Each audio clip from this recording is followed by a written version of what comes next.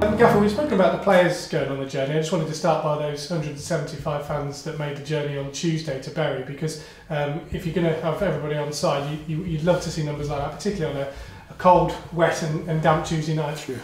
I mean, they were superb, weren't they? Well, I think they were brilliant.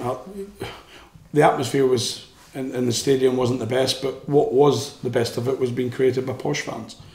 And there's never a better time to score them a winning goal than virtually 30 seconds to go, and it made a long journey for all of us, very palatable on the way home, and I'm sure for all the Posh fans. But a big thank you to every one of you, man, women, boy and girl, for giving us that support. And it was brilliant to see them at the end, really so happy leaving the stadium. So a big thank you. I'm never one to forget, as you know, Phil, for how much it costs to take time off of work, to work overtime, to afford the tickets, to the fuel, to what you spend when you get to a match day situation programmes and a bike treat, etc. So a big thank you to everyone. Yeah, they might not have got into work fresh on the Wednesday, but your players back in this morning, as you just said to BBC Radio Cambridge today, you've been surprised by the fact they bounced in. Well, I think winning helps, but I come in this morning and I was addressing the staff, saying they're probably a little bit tired, and just in terms of sleepy tired, not physically, you tend to be on the road to recovery then, but they bounced in. Training was really bright what they did. They were laughing and joking, plenty of smiles, and with a real purpose, and some people working really hard to either stay in the team or get into the team, and some big characters not in the team who are hurting, but that's what we want. We want the big characters hurting. We want the competition to be fierce to play. Yeah, with that pitch on Bury, you had to adapt the way you wanted to play, because you couldn't really play on that pitch, could you? You had to put in the players and the ethos in terms of getting the result more than anything on Tuesday. It really was. I didn't go across the pitch until the end, as you know, until I went to the supporters, and when I got a quarter of the way across, Stephen Taylor said to me, he said, "Gaffer, do you watch your feet? You're going to go in," and you went, and it was a good 4 or 5 inches in, and soft sand and wet and everything. It was quite horrible, impossible to play on, it has to be said. But we addressed that before kick-off and said, let's not get the ball bogged down in the middle. But maybe we addressed that too far, because we didn't really play with any fluency. It's better in the second half.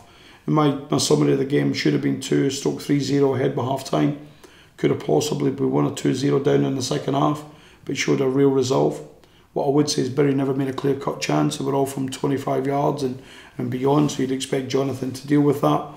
And then when you've got Madison on the pitch, despite him being really poor on the night, when you've got his brilliance, his genius side of him to pass that first time through to Jack, and Jack has finished with someone who's just a fantastic goal scorer. Yeah, you've got a managerless side on Saturday. They've been managerless for quite some time. Is that a dangerous beast? How do you kind of approach a side who don't have a sort of head honcho? Well, they've got a good man in charge, haven't they?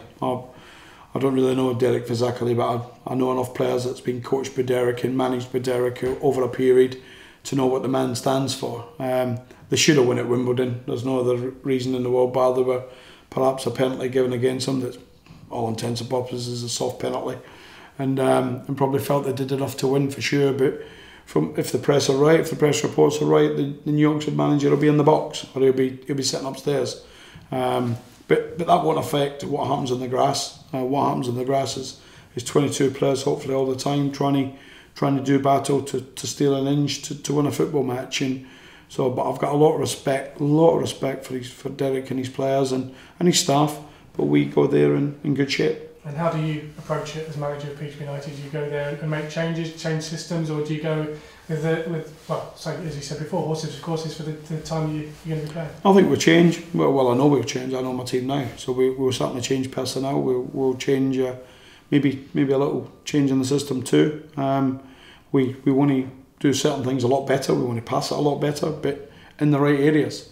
I'm one of those football coaches and managers that's, us as a management team, we've never believed in 45, 60 passes to go across the halfway line. I think first and foremost, so if you get to the other end and score a goal, your supporters will be sleeping, and more importantly, your front players will be switching off, and they're not as keen. So we have to control the mix better, and unless we get the mix better, we won't be as efficient as we need today. But there is that little transitional period that it's happening, but the boys have took it on board brilliantly, and we're working on some things, and hopefully we can bring some of them to the party on Saturday. Yeah, whenever a player's not in the squad, there's always suspicion, there's always rumour about futures, etc, etc. I guess you're fortunate in this sense that you've got such a big squad. Players are going to miss out, like Anthony Grant, who you mentioned before, who's obviously was regular early on in the Grant is bombed.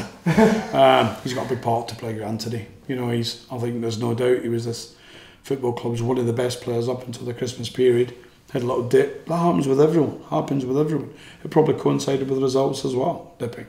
But we've got some wonderful options in the middle of the park. You know, we've got Fozzie and young Leo who's been pulling trees up, and we've got people like Michael Doughty.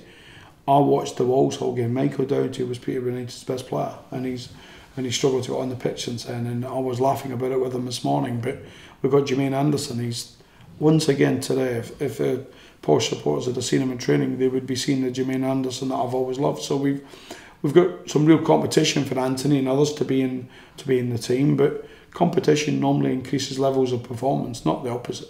And Guion nearing fitness without being a party plans right at this moment in time, but that would be like having a new signing at such a great time of the season. Well, he's part of the plan, Phil, because we have an immediate plan, we have a medium and a longer term plan. But I've always said, unless you get the short term plan right, your board of directors, and we've got a very strong chairman, as everyone knows, and you know, your chairman, your board of directors are looking for three types of plan: the immediate, so what you're doing now to affect what we're doing, what you're doing medium term, and we can all get in as managers and head coaches to longer term strategy. But unless you get short and medium right, you'll be on the dole, you'll be gone. So I think perhaps we all listen to managers saying about the longer term plan, and when they're speaking like that, it normally means they're not winning, and it probably means they're not very good.